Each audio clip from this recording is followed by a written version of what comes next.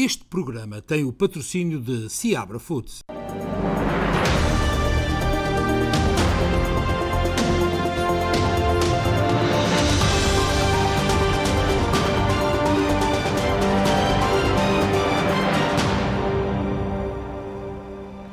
Boa noite, bem-vindos a mais um especial Informação. Como é habitual, a informação diária na SPT e também no Facebook. A situação na fronteira da Rússia, a Rússia domina todas as atenções a nível mundial. Joe Biden garante que há total acordo com a União Europeia. Contudo, as autoridades europeias estão contra o alarmismo dos Estados Unidos. Apesar da Europa questionar a dramatização da situação na Ucrânia pelos Estados Unidos, com o anúncio de uma possível invasão russa a qualquer momento e a decisão de retirar as famílias dos diplomatas destacados em Kiev, Joe Biden garantia, após falar ao telefone com responsáveis da União Europeia, que há total acordo sobre a forma de lidar com a ameaça militar russa. Foi realmente importante. Tive uma reunião muito boa, unanimidade total com todos os líderes europeus. Falaremos sobre isto mais tarde. Obrigado. A União Europeia apelava a que se evitassem declarações alarmistas sobre as tensões entre Rússia e Ucrânia. Moscovo criticava a ação europeia, que considerava desproporcionada e desproporcional. Em vez de desperdiçar esforços na procura de uma resposta à inexistente invasão russa, a Europa deveria preocupar-se em encontrar uma resposta responsável e madura às propostas sobre garantias de segurança na Europa.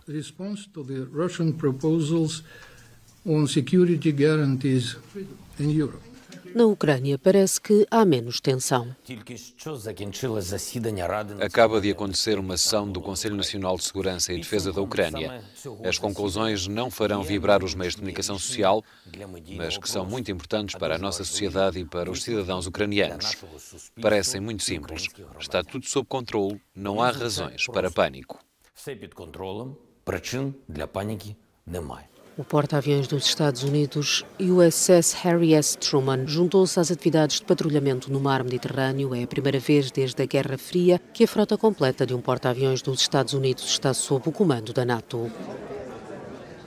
Os Estados Unidos têm neste momento militares prontos para uma intervenção debaixo das ordens da NATO. As autoridades russas questionam essa ação.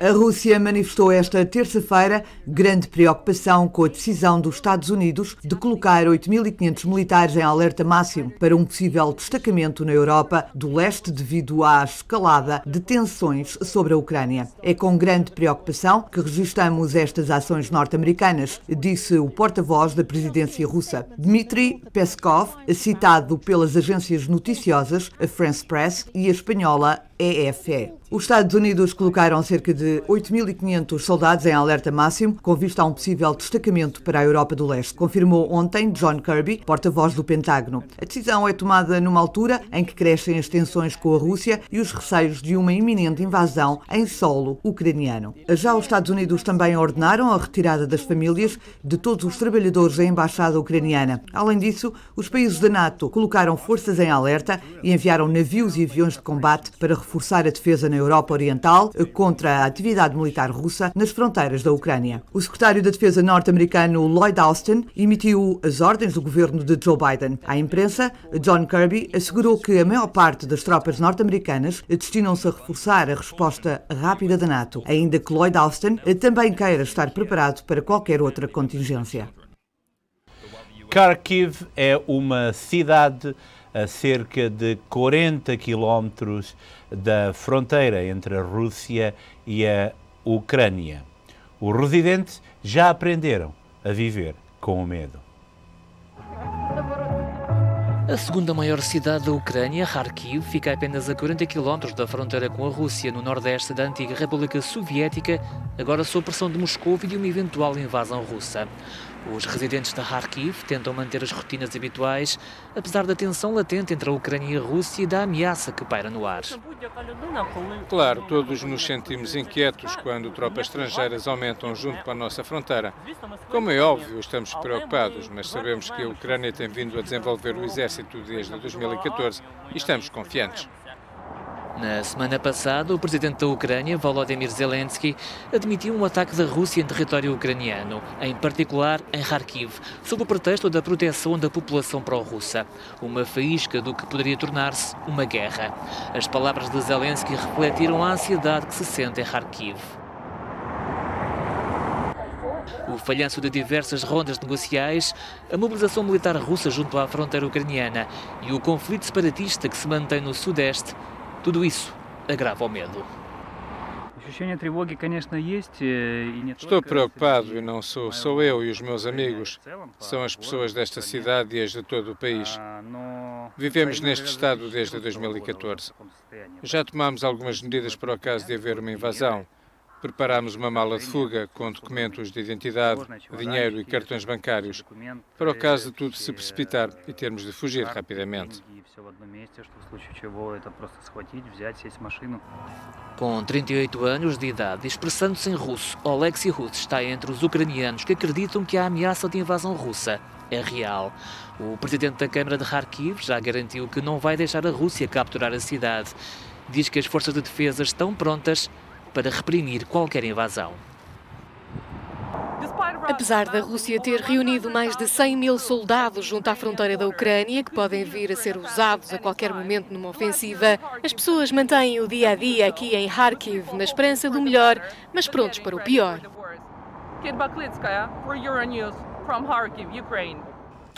E esta é, lamentavelmente, uma situação real que preocupa todo o mundo. Para termos ideia da dimensão deste problema e deste potencial conflito, a maioria do gás que abastece a Europa vem da Rússia e atravessa a Ucrânia. Os Estados Unidos já estão a analisar a situação para aumentarem, por exemplo, a produção de gás natural para fazer face a um potencial conflito. As razões económicas são subejamente válidas para que esta situação seja tratada com todo o cuidado para evitar aquilo que poderá ser uma guerra sem precedente. Em Washington aconteceu o impensável. O presidente dos Estados Unidos, Joe Biden, desrespeitou a mãe e chamou de estúpido a um jornalista da Fox News durante uma conferência de imprensa. Joe Biden não esperava que as palavras fossem captadas pelo microfone. O presidente dos Estados Unidos, Joe Biden, chamou o filho de estúpido a um jornalista durante uma conferência de imprensa após este ter feito uma questão sobre a inflação do país. A polémica declaração ocorreu ontem e foi dirigida a um correspondente da Fox News e captada não só pelos microfones como pelas câmaras. Acha que a inflação é uma desvantagem política nas eleições intercalares? Perguntou um correspondente da Fox News, na Casa Branca, durante uma conferência de imprensa com o presidente dos Estados Unidos. Não é um grande trunfo, respondeu Joe Biden de forma irónica. Mais inflação, que filho da estúpido, murmurou, não esperando que os microfones captassem o tom de voz mais baixo. O jornalista em causa, Peter Doocy, disse mais tarde em entrevista na Fox News que ele próprio não ouviu o comentário do presidente devido ao barulho na sala e foram outros jornalistas que lhe contaram o que tinha acontecido. Segundo Doocy, Joe Biden telefonou-lhe cerca de uma hora depois para lhe dizer que o comentário não era nada pessoal. Esclareceu as coisas, apreciei isso. Tivemos uma boa conversa. Comentou, sem especificar se o presidente lhe pediu desculpa. A Casa Branca não comentou ainda o caso. Doocy é conhecido pelo estilo combativo nas conferências de imprensa da Casa Branca. Biden, que na semana passada respondeu a perguntas durante 2 horas, num outro encontro com jornalistas, revela ocasionalmente alguma frustração com estes profissionais, elevando por vezes o tom de voz. Uma tragédia também em Atlanta. Um bebé de 6 meses morreu depois de ter sido atingido por uma bala. Isso aconteceu na cidade de Atlanta. Os suspeitos colocaram-se em fuga. É a terceira criança que morre baleada acidentalmente desde o início do ano. Um bebê de 6 meses morreu após ser atingido por uma bala perdida em Atlanta, nos Estados Unidos da América, revela a Fox News. O incidente ocorreu pelas 15 horas locais, quando 2 pessoas se envolveram numa discussão. Segundo as autoridades, o bebê foi alvo colateral. Desde o início de 2022, em Atlanta, uma criança de 5 anos morreu também vítima de uma bala perdida e um bebê de 1 ano morreu após ser baleado por outra criança quando estavam sem supervisão. Estas crianças estão a carregar o peso e a dor dos adultos que optam por usar armas para resolver problemas, disse o mayor de Atlanta, André Dickens, numa conferência de imprensa. As crianças estão a carregar este peso com as suas vidas e estou aqui para pedir e exigir que isso pare agora, frisou. Também presente na conferência de imprensa, o chefe da polícia de Atlanta, Rodney Bryant, revelou que o bebê ainda recebeu tratamento hospitalar, mas acabou por não resistir. Isto é doloroso, isto dói. Uma criança de 6 meses a andar pela rua e tornou-se vítima de uma violência armada aleatória entre 2 pessoas que não conseguem resolver um problema simples, considerou. Até ao momento, os suspeitos não foram localizados e a investigação prossegue. Uma tragédia lamentável. Vamos agora falar sobre a pandemia. Aqui nos Estados Unidos foram contabilizados nas últimas 24 horas mais 669 mil casos de Covid-19. 2.083 norte-americanos perderam a vida devido à pandemia. Neste momento, os estados com maior incidência de casos por 100 mil habitantes são agora o North Dakota, Idaho e New Mexico. Em estados como Massachusetts, New Jersey e Nova York, a descida dos casos situa-se em 44%, 69% e 68%, respectivamente. Em estados como a Flórida, por exemplo, o número de casos é bastante menor em relação àqueles contabilizados no final do ano passado e o estado regressa agora a uma normalidade desejada. Carlos Gabriel Abreu, com todos os pormenores. Eu devo dizer que nós, na primeira semana de janeiro, nós notámos todos os negócios aqui em Miami, notaram uma quebra muito grande, mas também se deveu muito à falta de empregados, pessoas que no fundo também apanharam o Covid, não é? E neste caso é o Omicron. E então, neste momento, até nessa situação, a nível do comércio, a nível de tudo, já as coisas estão a funcionar.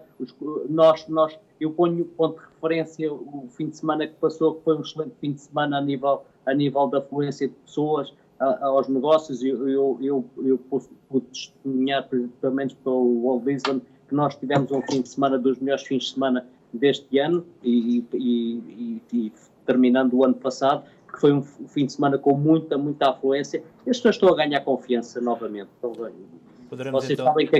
Vocês sabem que aqui o governador não fecha, não cria, portanto, problemas. Então as pessoas também, minimamente, as pessoas já estão a levar isto muito a sério. Podemos dizer que estamos mais perto de uma normalidade possível? Eu tenho uma grande esperança, que o mesmo que se vai passar na Europa nos próximos tempos, eu falo em meses, eu penso que se pode estar a passar aqui, porque como houve muita gente que apanhou, a imunidade começa a ser muito grande aqui no fundo na Flórida. E vocês sabem que há os eventos grandes e houve muitos eventos no Natal, na passagem de ano e vai haver futuramente, agora temos a Semana da Música, então houve as pessoas apanharam aqui uma grande imunidade. E eu penso que vai, para nós, eu estou curioso em ver daqui a 3, 4 meses que isto pode acalmar muito significativamente aqui na Flórida. Outro estado com forte presença portuguesa é Connecticut. E aí acredita-se que o pico desta vaga poderá ter sido ultrapassado.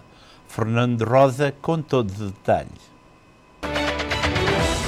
O governador disse que precisa de ter os poderes de emergência, porque o Estado ainda está em estado de emergência e que as condições da natureza do vírus requerem que haja medidas disponíveis para poder responder às necessidades de saúde pública rapidamente.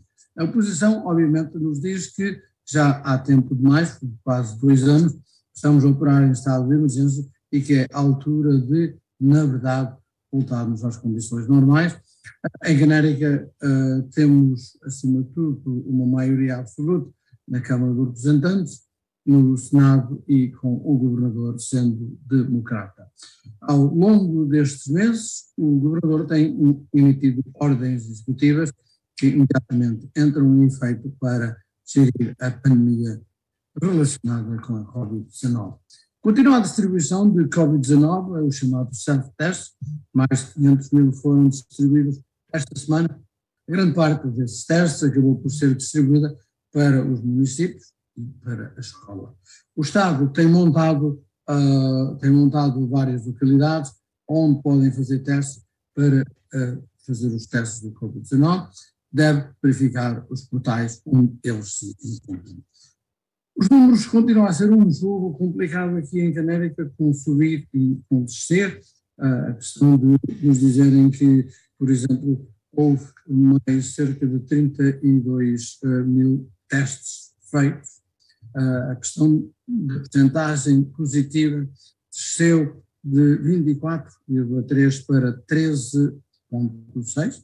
O número de hospitalizações baixou de 38 pessoas e, no entanto, dizem-nos que também baixou a percentagem daquelas pessoas que não estão vacinadas. O número de mortos atribuídos à Covid-19, 1.683, e em casos confirmados, 4.444, portanto, uma grande baixa que se continua a operar aqui no Estado. Como dissemos, mais de 14 milhões de pessoas já foram testadas, esta semana mais de 32 mil a somar. O número de testes continua a aumentar, os ratos positivos a descer. Achamos que na questão de Covid-19 há uns números fluidos que pode dar-nos a indicar que a Covid atingiu o seu pico e temos diferentes números nesta mesma altura. O condado de New Haven continua a liderar no número de hospitalizações, sendo seguida de Hartford e depois Fairfield. Pode obter mais informações no portal ct.gov/coronavírus. Portanto, a 9 de fevereiro será iniciada a Assembleia Geral do Estado para debater vários assuntos. E, portanto, manteremos informados daquilo que aqui se passa. Uma boa noite e obrigado. Portugal somou mais 57.657 novos casos de Covid-19, 48 mortes relacionadas com a Covid nas últimas 24 horas. O último balanço da Direção-Geral de Saúde dá ainda conta de uma descida nos internamentos.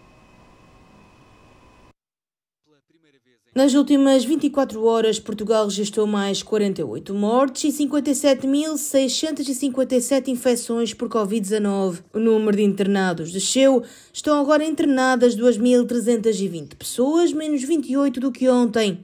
Dessas, 158 estão em cuidados intensivos, menos 14 do que na segunda-feira. O Norte é a região do país com mais casos, somando 25.504 infecções e 19 mortes. Lisboa e Val do Tejo registra 16.740 novos casos e 17 óbitos. No Centro, há 9.543 contágios e 7 mortes. O Alentejo conta com 2.044 novos infectados e 1 morte. No Algarve, há mais 1.501 infecções e 4 vítimas mortais. Nos arquipélagos, os Açores registram mais 917 contágios e a Madeira conta com 1.408 novos casos.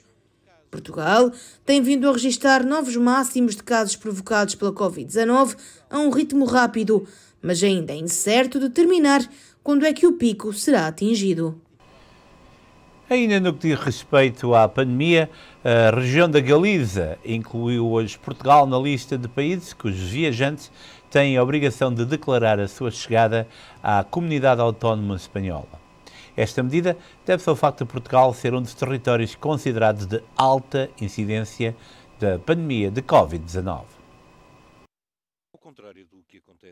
Quem chegar à Galiza, depois de ter estado num dos territórios dessa lista durante as 2 semanas anteriores à sua chegada, deve comunicar num prazo máximo de 24 horas e registrar os seus dados de contacto numa página da internet desenvolvida especificamente para este efeito. A resolução entra já em vigor a partir de amanhã. As 17 comunidades autónomas espanholas e as 2 cidades autónomas no norte de África têm competências próprias em matérias de saúde, o que as leva a aprovar medidas muito diferentes no âmbito de combate à pandemia.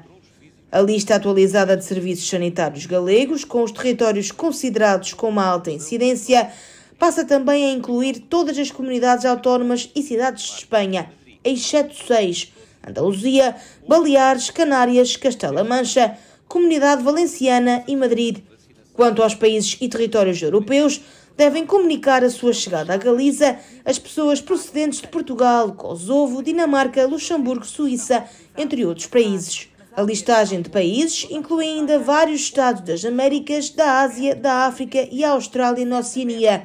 O Governo Regional da Galiza referiu que a lista será objeto de atualização num prazo máximo de 15 dias. E acreditamos que esta poderá ser uma questão temporária, porque, de facto, a Europa dá sinais de um regresso de modo claro a uma possível normalidade dentro de 3 a 4 meses. O maior sinal tem a ver com recomendações dadas em relação ao certificado de vacinação, que tem um direto impacto sobre as viagens. Assim, foram feitas recomendações adotadas no Conselho de Assuntos Gerais de Bruxelas para facilitar a livre circulação, a partir de agora, de europeus com certificado de vacinação que podem passar a viajar sem realizar testes de Covid ou qualquer tipo de quarentenas. Viajar na União Europeia deverá ficar mais fácil, pelo menos para quem tem certificado digital Covid válido. A partir de 1 de fevereiro, detentores do documento, vacinados, recuperados ou testados, não devem estar sujeitos a restrições adicionais como quarentena ou a apresentar teste à chegada. A nova recomendação, adotada no Conselho de Assuntos Gerais de Bruxelas, substitui regras existentes. Estaremos mais focados na situação individual das pessoas, vacinadas ou não vacinadas, do que na situação epidemiológica de tal ou tal país ou região da União Europeia, evidentemente com restrições que devem ser mais significativas para as pessoas que não estão vacinadas. Quem não tem certificado poderá ter de fazer um teste realizado antes ou depois da chegada. Durante meses, o mapa da Europa esteve pintado a vermelho escuro, um cenário agravado pelo avanço da variante Omicron. Mas o elevado número de taxas de infecção não degenerou em ainda mais hospitalizações. Uma tendência animadora quanto baste. Penso que estamos a caminhar para uma nova fase da pandemia. Ainda não chegámos lá por completo porque a variante Omicron se propagou rapidamente. O facto de muitas pessoas ficarem doentes tem um efeito na sociedade. Isso tem de diminuir. Quando a pressão sobre os hospitais, onde ainda se encontram nos cuidados intensivos muitos doentes com a variante Delta, diminuir, penso que estaremos prontos para nos libertar, se não de todas, pelo menos de algumas das restrições em vigor. To get rid of all but some of the measures. A 1 de fevereiro também passará a vigorar um novo período de aceitação de 270 dias para os certificados de vacinação. O travão de emergência mantém-se. O mecanismo permite a suspensão imediata de viagens para conter o surgimento de variantes de preocupação. Outro exemplo são os Países Baixos, que deverão aligeirar restrições impostas para travar a Omicron. Por sua vez, a Croácia poderá referendar a abolição do certificado Covid-19. Nos Países Baixos, espera-se para esta terça-feira uma possível decisão sobre o fim ou aligeirar de restrições aplicadas quando se esperava uma rápida propagação da variante Omicron no país, um aumento significativo no número de doentes nos hospitais, o que não aconteceu. Grande parte das escolas está a funcionar parcialmente, o teletrabalho é aconselhado sempre que possível, os eventos culturais estão suspensos, as lojas reabriram a 15 de janeiro, mas com horários diferentes. Não consigo explicar que aqui em Breda o IKEA esteja aberto, mas o teatro onde as pessoas podem assistir em segurança a uma atuação esteja fechado. Neste momento, a sociedade vê o governo local sob a forma de agentes da polícia e de serviço comunitário, com multas e bastões. Mas essa mesma sociedade, que está sob tanta pressão, espera que defendamos os seus interesses e que mostremos que estamos juntos nestes momentos difíceis. Na Alemanha, enquanto se verifica um aumento acentuado de infecções pela variante Omicron, vão manter-se as restrições já existentes. As autoridades esperam que o pico da doença seja atingido em meados de fevereiro. Os peritos do Governo Federal estão a considerar uma sobrecarga do sistema de saúde. O Conselho de Peritos deu um aviso claro: o processo de infecção requer uma manutenção e que se sigam com rigor as medidas atuais. Na Croácia, a maioria conservadora entregou ao Parlamento uma petição com mais de 410 mil assinaturas, apelando ao governo para realizar um referendo para a abolição dos certificados Covid-19. Cabe ao Executivo validar a petição, se tudo estiver em ordem, e marcar data para o referendo. A Croácia tem uma das mais baixas taxas de vacinação da União Europeia. Entretanto, o Banco Central Europeu e os Estados Unidos já disseram que o impacto desta variante Omicron na economia da Europa e dos Estados Unidos vai durar apenas algumas semanas. A Reserva Federal prepara-se para aumentar as taxas de juro e lá para os primeiros dias de fevereiro ficamos a saber onde se vai situar esse aumento. O impacto da variante Omicron irá provavelmente durar apenas algumas semanas antes de permitir que a recuperação da zona euro continue enquanto se espera que a inflação diminua, disse hoje um alto funcionário do Banco Central Europeu. A secretária do Tesouro dos Estados Unidos, Janet Yellen, também disse em meados de janeiro que a variante Omicron iria pesar no crescimento económico dos Estados Unidos nos próximos meses, mas não fazer descarrilar a economia. A Reserva Federal dos Estados Unidos, o Fed, está a preparar-se para aumentar as taxas de juro para combater a subida de preços. Irá decidir na reunião de hoje e quarta-feira sobre o ritmo e extensão da mudança. Não se espera qualquer anúncio semelhante quando o BCE reunir o seu Conselho em 3 de fevereiro. A inflação da zona euro em 2021 terminou uma taxa homóloga de 5% em dezembro, a mais elevada desde o início do euro há 20 anos. Contudo, temos uma visão clara de que a taxa de inflação cairá no final deste ano, disse Lane. Espera-se que o agregado desça para cerca de 3,2% em 2022 e depois para menos de 2%, que é o objetivo do BCE para 2023 e 2024, de acordo com as últimas previsões. Num tal cenário, o Instituto cessaria apenas primeiro as suas compras líquidas de dívida, antes de analisar os critérios para aumentar as taxas de juros, que se encontram atualmente a um mínimo histórico. Neste momento, o ciclo de recuperação está mais avançado nos Estados Unidos do que na Europa, pelo que há todos os motivos para não reagir tão rapidamente como se poderia imaginar da parte do Fed, disse recentemente a presidente do BCE, Christine Lagarde. Em Portugal, para além da pandemia, as eleições legislativas dominam praticamente todas as outras atenções. Depois de, no princípio do ano e durante o último mês, o Partido Socialista ter tido uma vantagem considerável sobre o Partido Social Democrata, a verdade é que neste momento os dois maiores partidos portugueses estão praticamente empatados a menos de uma semana das eleições em Portugal. A direita, pela primeira vez, soma mais votos do que a esquerda, com o PAN a ser o verdadeiro fiel da balança. PSD e PS estão praticamente empatados, mas a menos de uma semana das eleições, a vantagem é de Rui Rio, 34,4%, que leva 6 décimas de avanço sobre António Costa, que tem 33,8%, de acordo com uma sondagem da Aximage para o Jornal de Notícias, Diário de Notícias e TSF. Mas há outra mudança significativa. A direita, com 46,8%, soma pela primeira vez mais do que a esquerda, 46,3%, com o PAN a revelar-se nesta altura o fiel da balança, com 3,2%. 2 semanas bastaram para que se operasse uma reviravolta na frente da corrida.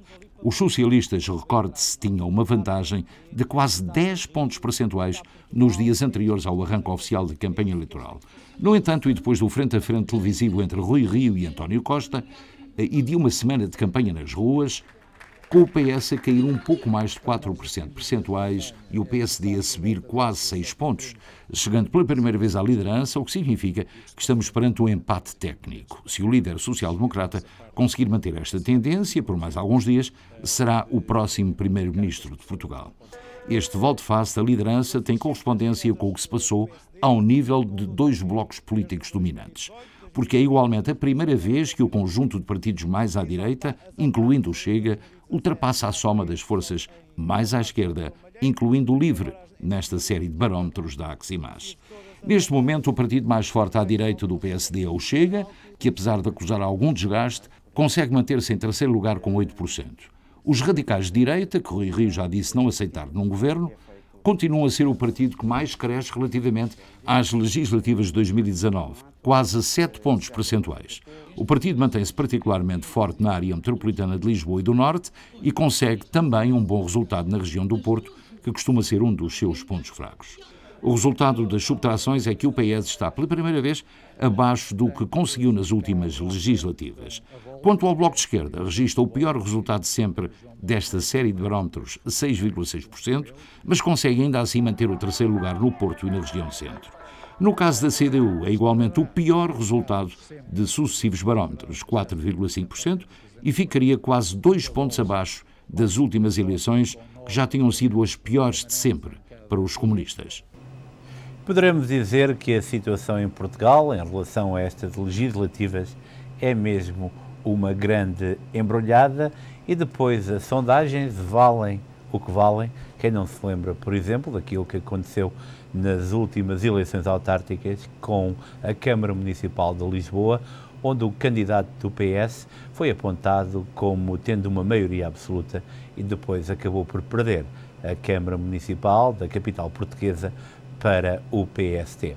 Aqui nas nossas comunidades, as dúvidas continuam em relação a muitos pontos. Muitos luso-americanos ainda não receberam o seu boletim de voto, outros tiveram problemas para enviar o respectivo voto, porque alguns dos correios não aceitaram o chamado porto pago. A questão é muito simples, faça contar a sua voz e o seu voto, coloque um selo, penso que é $1,20, e tenha a certeza que o faz quanto antes, porque tem que enviar até o dia 27. Muito importante também é o facto de muitas pessoas não terem recebido esse boletim de voto. Pois bem, você pode verificar aonde é que está recenseado.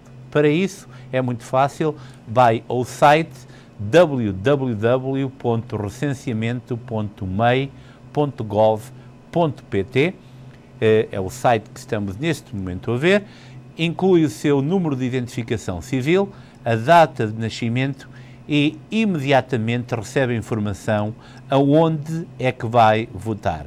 E porquê é que eu falo nisto? Porque muitos luso-americanos alteraram a sua residência, quer quando renovaram, por exemplo, o cartão de cidadão em Portugal e colocaram a direção de Portugal.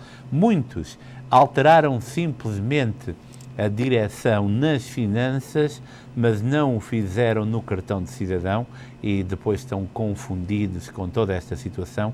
Por isso mesmo, se ainda não recebeu o seu boletim de voto, vá a este site, tenha a certeza que está aqui recenseado e depois temos que fazer um levantamento para entender porque é que tantos luso-americanos e tantos imigrantes continuam sem poderem expressar o seu dever cívico, que é votar, mais do que tudo, um direito que é deles. Os eleitores portugueses são chamados às urnas para estas legislativas antecipadas e saúde e impostos são as áreas que mais os preocupam em véspera de eleições.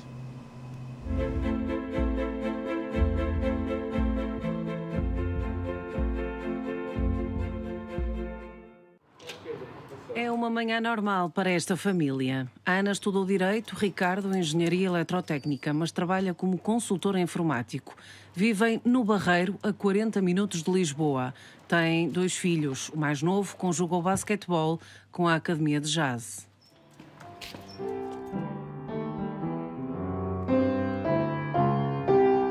A música tem sido outra no Parlamento português, que foi dissolvido depois do chumbo do Orçamento do Estado.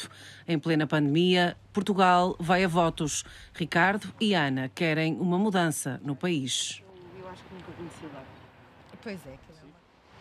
Conseguiu-se perceber que efetivamente há muita miséria, que aquilo que é feito em termos sociais no nosso país é pouco, ou quase nada. As pessoas estão chateadas porque, ou seja, sentem-se desiludidas porque acham que este governo não foi capaz de dar as respostas que era preciso dar na altura, certo? No início a gente até podia dizer, olha, ninguém estava preparado. 2 anos depois, continuarmos a perceber que os médicos continuam sem condições de trabalho, que os centros de saúde continuam inoperacionais. A opinião é de muitos portugueses. Mesmo assim, este casal não acredita que algo mude. O que eu acho que vai acontecer é que o PS vai ganhar com maioria relativa e acho que invariavelmente o António Costa desta vez vai ter que se entender à direita e não à esquerda. No Café do Centro, as previsões são as mesmas. Em princípio isto vai se manter, mais coisa, menos coisa, isto vai continuar. Os negócios entraram em crise, sobretudo no centro de Lisboa, onde os turistas enchiam a cidade. 30 anos de trabalho e 2 para esquecer. António Sousa não tinha tempo para pausas. Agora espera pelos clientes que não aparecem. Quer impostos mais baixos e melhor gestão do dinheiro público. Não é bem gerido. Não é. Temos uma sobrecarga de custos enorme e temos de ter custos pequenos. Somos pobres, temos que gerir bem. Vai mudar alguma coisa, é isso? Eu acho que sim, porque as pessoas estão a sentir na pele já. As dificuldades económicas estão espelhadas nas ruas portuguesas. As pessoas estão desiludidas com os últimos 2 anos e há quem queira mesmo uma mudança de governo. Mesmo que acredite que depois das eleições tudo permaneça igual. Ana Serapicos, Euronews, em Lisboa. Mais um excelente trabalho da Ana Serapicos em Lisboa. A taxa de emprego no 3º trimestre de 2021 aumentou para 68% na Organização para a Cooperação e Desenvolvimento Económico, a chamada OCDE. Em Portugal, esse aumento foi para 70%, mais 6 décimas do que no trimestre anterior, continuando a recuperar das perdas causadas pela pandemia, foi hoje anunciado. Vamos agora falar no caso BES. A mulher de Ricardo Salgado foi hoje ouvida pelo juiz Ivo Rosa. Em causa está uma possível devolução de 700 mil euros de uma conta bancária no Deutsche Bank, em nome da esposa de Salgado, que se encontra arrestada preventivamente. Maria João Salgado, mulher de Ricardo Salgado, foi ouvida esta terça-feira pelo juiz Ivo Rosa no âmbito do caso BES. Em causa está uma possível devolução de 700 mil euros de uma conta bancária no Deutsche Bank em seu nome, que se encontra arrestada preventivamente. Recorde-se que também, num caso que envolve a esposa de Salgado, o Tribunal da Relação de Lisboa rejeitou na semana passada um recurso de Maria João Salgado contra o arresto preventivo de 2.000 ações da Sociedade Casa dos Pórticos, que diz ser proprietária. De lembrar que o antigo banqueiro Ricardo Salgado foi acusado no processo Operação Marquês, no qual responde em julgamento por 3 crimes de abuso de confiança, em processo conexo, e no caso BES, em que está acusado de 65 crimes, incluindo associação criminosa, corrupção ativa no setor privado, burla qualificada, branqueamento de capitais e fraude fiscal. E vamos agora para o país irmão. Um esquema de pirâmide desenvolvido no Brasil levou milhares de pessoas a perder dinheiro. O chamado faraó das bitcoins fez vítimas em várias partes do mundo, inclusive em Portugal. Por trás da serenidade estival de Cabo Frio, um frenesim tem abalado a população local. O município do estado do Rio de Janeiro, no Brasil, é agora conhecido como Novo Egito. Uma alcunha ganha após ter sido descoberto que a localidade era palco de um enorme esquema de pirâmide, avaliado acima de 6 mil milhões de euros. Documentos obtidos pela agência de notícias Associated Press revelam que entre 2015 e meados de 2021, Glideson Acácio dos Santos terá defraudado através da empresa Gas Consulting and Technology milhares de pequenos investidores a comprar bitcoins com a promessa de um retorno mensal de 10%. Assunto na cidade era saber quanto é que estava, quem que estava dando mais. O taxista comentava que, olha, eu ouvi falar que fulano está aplicando, fulano vai vender um terreno para aplicar no Bitcoin. O vislumbre de um enriquecimento rápido levou a que o comércio de reais brasileiros na Binance, a maior bolsa de criptomoedas do mundo, saltasse de 152 milhões de dólares no quarto trimestre de 2020 para quase 8.500 milhões de dólares um ano depois. No entanto, como em qualquer esquema deste tipo, depois dos primeiros aderentes terem começado a enriquecer, todos os outros começaram a somar prejuízos.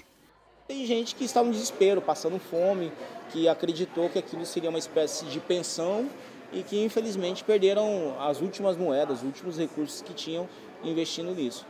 Com operações em 3 estados brasileiros e 7 países, entre os quais Portugal, a empresa terá feito, de acordo com as autoridades, pelo menos 27 mil vítimas. Glideson dos Santos, antigo empregado de mesa, hoje conhecido como faraó das bitcoins, está detido e aguarda julgamento. É acusado de extorsão, crimes financeiros, autoria moral de assassinato e tentativa de homicídio de 2 concorrentes comerciais. Impressionante. Em Tel Aviv, aumentou recentemente o número de vistos de trabalho disponíveis para trabalhadores provenientes da faixa de Gaza. Na Câmara de Comércio de Gaza sucedem-se as filas para a candidatura ao que os locais descrevem como ganhar a lotaria, que é, como quem diz, conseguir um visto para trabalhar em Israel. Tel Aviv aumentou recentemente o número de vistos de trabalho para os palestinianos, uma medida bem-vinda num território onde a taxa de desemprego ronda os 50%. O cerco imposto por Israel asfixiou a economia da faixa de Gaza e, para os locais, as opções para quem não consegue visto para passar a fronteira são muito limitadas. É proibido tentar encontrar trabalho em Israel e não posso viajar para mais nenhum lado para trabalhar. Por isso, sou obrigado a trabalhar em Gaza e a aceitar qualquer salário, seja qual for. Mesmo se for pouco, sempre é melhor que nada. As condições económicas determinam os preços dos salários. Por exemplo, recebemos 8 shekel por cada vestido, mas se fosse feito na Cisjordânia já valeria 20 shekel. Em Israel é ainda mais. A abertura da economia israelita aos trabalhadores da faixa de Gaza acaba por se traduzir numa nova fonte de mão de obra barata. Para quem consegue o cobiçado visto, trata-se da possibilidade de atravessar a fronteira e ganhar salários 10 vezes superiores aos praticados no território. Uma gravura no Val do Coa, que representa um veado, está dividida em 2 pedras. O Parque Arqueológico Português é um dos mais importantes e bonitos da Europa. A gravura de um veado dividida em 2 pedras que caíram de um painel é o mais recente achado no Parque Arqueológico do Val do Coa, em Portugal. Este local continua a revelar segredos sobre como viviam os humanos há milhares de anos. Arqueólogos como Thierry Aubry e a sua equipa trabalham todos os dias para que a humanidade conheça melhor os antepassados. Só podemos comparar com as pinturas de Lascaux, que têm este tamanho. Os aurochs são iguais. Podemos também estudar os vestígios que vamos encontrar nestas camadas e saber o que é que as pessoas faziam aqui. Gravavam, sabemos, mas também tinham uma vida cotidiana que vamos conseguir constituir. O Parque Arqueológico do Val do Coa é um dos mais importantes da Europa em termos de arte rupestre e está inscrito no Património Mundial da Unesco. A descoberta das gravuras em 1994 obrigou à paragem do projeto de construção de uma barragem. O local tem um museu inaugurado em 2010, único candidato português ao título de melhor museu da Europa. Bonito. E vamos agora ao desporto. O Benfica apurou-se hoje para a final da Taça da Liga de Futebol ao derrotar o Boa Vista no desempate por grandes penalidades por 3-2. Depois de um empate a 1 golo no tempo regulamentar, o jogo foi disputado em Leiria. Os encarnados adiantaram-se no marcador aos 16 minutos através de um golo de Everton, mas o Boa Vista reagiu e golou no arranque da segunda parte por intermédio de Gustavo Sauer, aos 53 minutos, na conversão de um penalti. No desembate por grandes penalidades, o Benfica acabou por vencer por 3-2, com remate certeiro de Grimaldo, Maitei e Weigl, tendo Pizzi e Vertonghen falhado, enquanto os achadrezados apenas concretizaram 2, através de Rodrigo Abascal e Amacho, enquanto Sebastián Pérez, Musa e De Santis falharam o seu remate. O Benfica fica agora a aguardar pelo desfecho da segunda meia-final, que se realiza amanhã entre o Sporting e o Santa Clara. Entretanto, a UEFA emitiu hoje um comunicado nas plataformas oficiais, no qual informa que o Sporting corre o risco de ser excluído das competições da UEFA nas próximas 3 épocas. Em causa, a falta de regularização de dívidas por parte dos verde e brancos. Os Leões têm até o próximo dia 31 de janeiro para fazer prova de que estão a regularizar dívidas pendentes ou serão punidos pelo organismo europeu. Outro clube português que poderá também ser excluído é o Santa Clara. Vamos agora ao ciclismo. O ciclista Egan Bernal está ligado a um ventilador e nos próximos dias receberá tratamento para a contusão pulmonar resultante do acidente grave que sofreu ontem, informou hoje a unidade hospitalar onde está internado. O vencedor do Tour em 2019 e do Giro em 2021 colidiu na segunda-feira com um autocarro enquanto treinava com outros colegas de equipa perto de Bogotá, na Colômbia, e sofreu uma fratura vertebral, entre outras lesões graves. Vamos agora ao valor do dólar em Portugal e no Brasil e vice-versa. 0,8852, 1,1276 para o euro, o real 5,4717, 0,1824 em sentido inverso. Dizem os entendidos que este final de semana iremos ter mau tempo, possivelmente neve. Vamos agora saber qual é a previsão do tempo para amanhã com a Catarina Rebimbas. Na meteorologia, para amanhã está previsto sol para Newark com 28 graus, Filadélfia com sol com 30 graus, Nova York também com sol com 27 graus, Boston com sol com 25 graus, Hartford com sol com 25 graus, Danbury com céu parcialmente nublado com 25 graus, Miami com aguaceiros com 78 graus, Palm Coast com aguaceiros com 60 graus, Los Angeles com céu parcialmente nublado com 72 graus, São Francisco com sol com 61 graus. E são estas as previsões para amanhã, quarta-feira. Assim o espaço de notícias. Voltaremos dentro de momentos com a linha aberta. Fique bem, fique por aí, nós voltamos já.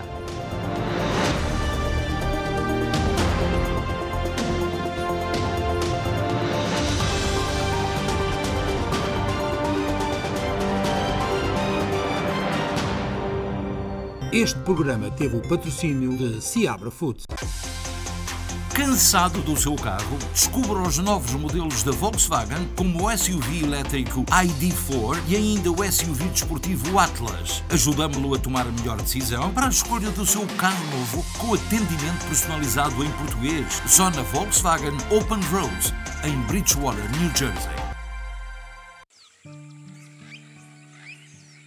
As laranjas são o melhor fruto natural.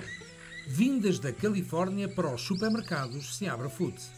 100% natural, coma laranjas diretamente do pomar para si. A melhor vitamina C está nas laranjas.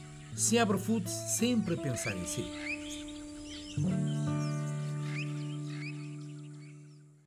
Não perca na próxima quinta-feira, depois das 4 da tarde, na Rádio Clube Português, no programa Tardes da Beta, Corina.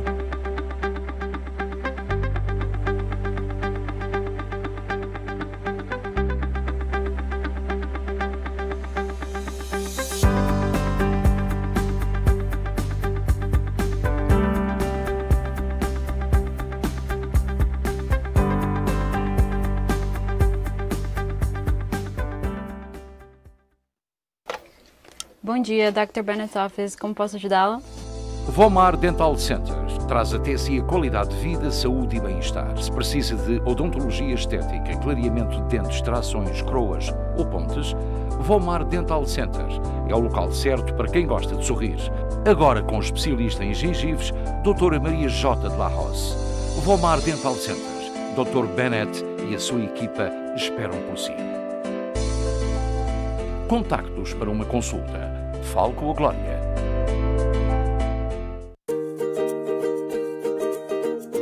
Mantenha-se fiel à tradição do Teixeiras Bakery, a mais tradicional padaria-pastelaria portuguesa dos Estados Unidos. Não se esqueça do pão caseiro, pão de Mafra e transmontano, e regional, pão francês, a deliciosa broa e ainda os doces minhotos como as roscas, o nosso café expresso e os nossos deliciosos pastéis de nata de Belém. Tome o seu pequeno almoço no Teixeiras Bakery, a tradição à sua mesa, na Ferry Street com a Van Buren e na Magazine com a Cosset em Newark, New Jersey.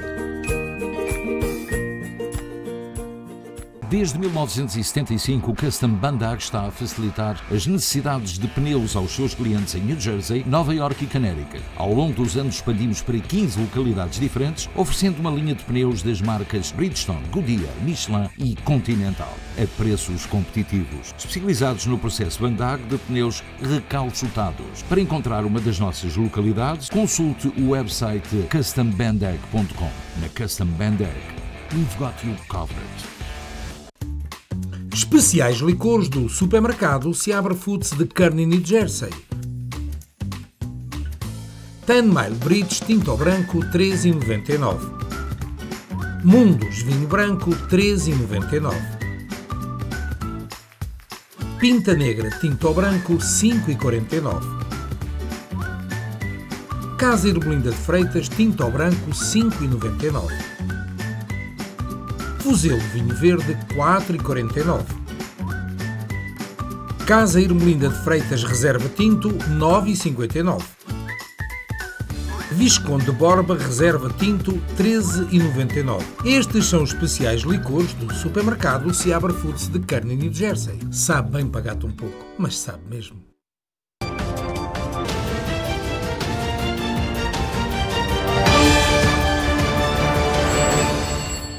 Bem-vindos à Linha Aberta, já sabe que pode falar connosco através do 973-264-1462. Não se esqueça de baixar o som da televisão e falar apenas por telefone. Temos a primeira chamada em linha. Olá, muito boa noite, com quem tenho o prazer de falar? Boa noite, Sr. Henrique, é Maria Soares. Olá, Dona Maria, então, em que é que eu posso ajudá-la, por favor? Já chamei tantas vezes, ainda é para saber como que eu posso fazer um suporte português para o meu marido. Minha amiga... eu mandei o senhor o número e do senhor Silva, Reginaldo Silva, é para o senhor mandar e-mail. A senhora é a senhora que está a ligar da Flórida, não é verdade? Exatamente. Ok, eu mandei a informação com toda a informação para o e-mail do número de telefone que falei, portanto, a partir daí, a única coisa que eu posso fazer é entrar em contacto diretamente com o consulado e dar a sua informação para ver se eles podem ligar para si, mas isso não é um serviço que nós podemos garantir, está a perceber? Neste momento, também recomendo, pode contactar a Embaixada, porque é lamentável, se estão a fazer o que é que tem que ser feito, é lamentável que esse serviço continue a não estar disponível, está a perceber? Mas nós não podemos, milagres não existem. Me dizer o que é que é preciso? Posso lhe dizer off the record, porque senão estaríamos aqui 15 minutos a falar e se calhar não íamos dar toda a informação. Não portanto, dar nada. Está a entender? Portanto, a senhora tem que... Eu posso lhe dar o número de telefone e tem que contactar diretamente com a Embaixada. Penso que será a melhor opção para ver se alguém pode entrar em contacto consigo, porque lamentavelmente não há muito mais que nós possamos fazer. Está bem? Não sei porque o senhor disse que não recebeu nada de informação. Não sei o que é que eu posso dizer. Mas depois eu entrarei em contato consigo, está bem? O senhor Henrique vou apanhar caneta e um papel. O senhor Henrique mandou e-mail para esse senhor, daquele dia que fala... Sim, o e-mail foi enviado para o senhor, está a perceber? com o contacto para depois enviarem o e-mail. Como a tecnologia disse que tem que ser um e-mail, por telefone não atendem, portanto não há muito mais que nós possamos fazer. Está bem? Ok, então me dá o número, se faz favor. Eu entrarei em contacto não depois do programa, possivelmente amanhã ou quinta-feira consigo. Está bem? Okay. Obrigado, um ótimo dia para si. Muito obrigada. Vamos a outra chamada. Olá, muito boa noite. Olá, muito boa noite. Boa noite. Olha, estou a chamar por causa do serviço militar. Sim, diga-se, faz favor. Estive em Angola, já mandei o meu formulário há um ano, mas nunca me deram resposta. O senhor tem que, portanto, na mesma direção para onde mandou o formulário, fazer uma carta, enviar uma carta a perguntar exatamente porque é que não recebeu resposta. Portanto, isso é o procedimento que estamos a seguir para todas as pessoas que não receberam uma resposta. São cerca de 10%. A maioria das pessoas receberam resposta e receberam, portanto, o reembolso. Se falhou qualquer documentação, deveria ter recebido uma comunicação do Departamento de Estado. Portanto, eu recomendo que faça uma carta a dizer exatamente, na altura nós pedimos a todas as pessoas que fizessem cópias da documentação enviada, meta cópias dessa documentação e pergunte o porquê de não ter recebido portanto, qualquer correspondência sobre o seu caso. Está bem? Ok. Muito obrigado. Ok, boa noite, obrigado. Boa noite, muito obrigado. Vamos agora a um breve espaço comercial. Costa del Sol, o local perfeito para momentos inesquecíveis. Reserve para os mais diversos eventos, casamentos, batizados, festas sociais. Um espaço repousante e tranquilo. Amplo parque de estacionamento. Profissionalismo e experiência ao serviço dos nossos clientes mais exigentes. Costa del Sol. E estamos de volta e vamos agora para um daqueles momentos que sempre gostamos e apreciamos, que são os aniversários. Vamos lá então.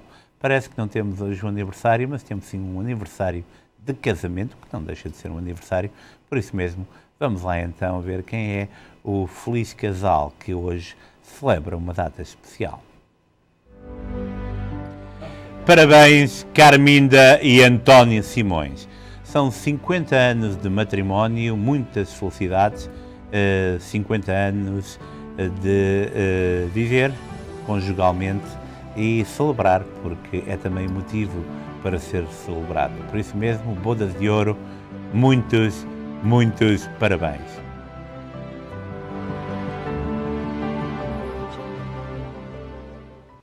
E hoje é terça-feira, portanto amanhã estará nas bancas a edição papel do Luso Americano. Vamos então ver quais são as notícias na primeira página. Estados Unidos começam a retirar pessoal diplomático da Ucrânia. Anthony Campos fez sábado o anúncio oficial de candidatura a vereador pelo bairro leste de Newark. O General Manager da Local 472, Tony Oliveira, numa grande entrevista ao emblemático jornal português, há 90 anos, em defesa dos trabalhadores da construção civil, o sindicato Local 472, e depois Adelaide Paredes, uma luso-americana de New Jersey, que foi convocada para a seleção portuguesa de Sub-16. Também toda a informação sobre o concerto de Marisa no NJPAC e também sobre Cândido Rodrigues, que foi eleito presidente da PAC, para além do Troop 101 em Elizabeth, a caminho dos 45 anos. E pronto, chegamos assim ao fim de mais um especial informação e depois da linha aberta. É sempre um prazer enorme, um privilégio estar na sua companhia. Amanhã é quarta-feira e voltaremos assim, desta vez com o Luís Pires. Por isso mesmo, fique bem, até amanhã, se Deus quiser.